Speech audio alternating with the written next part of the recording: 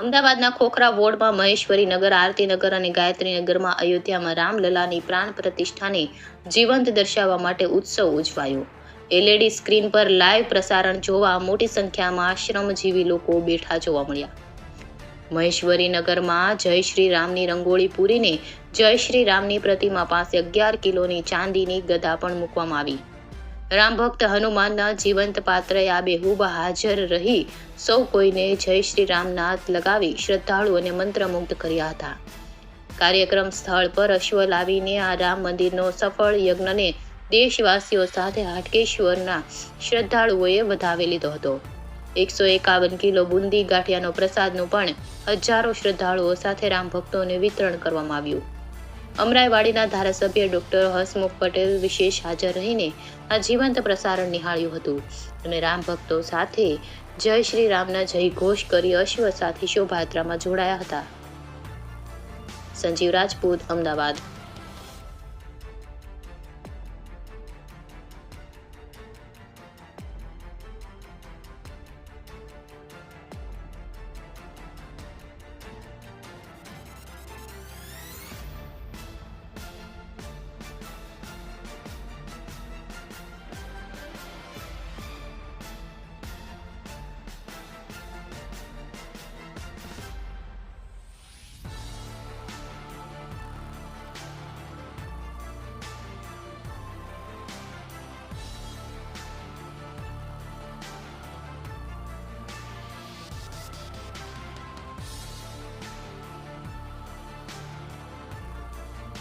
શું કહેશો, અયોધ્યામાં પ્રાણ પ્રતિષ્ઠા મહોત્સવ થઈ રહ્યો છે, દેશ આખો રામમય બન્યો છે.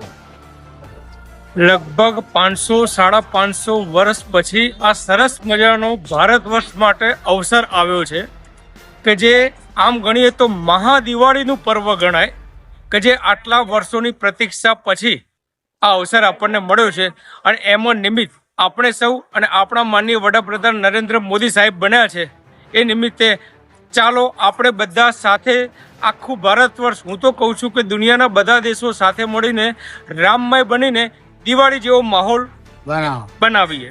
હાટકેશ્વરમાં ખાસ કરીને ગાયત્રી નગરમાં લાઈવ પ્રસારણની વ્યવસ્થા કરી છે અને હનુમાન ભક્ત અને સાથે સાથે તમામ લોકો આપણે પ્રતિષ્ઠા સંપન્ન થાય એ સાથે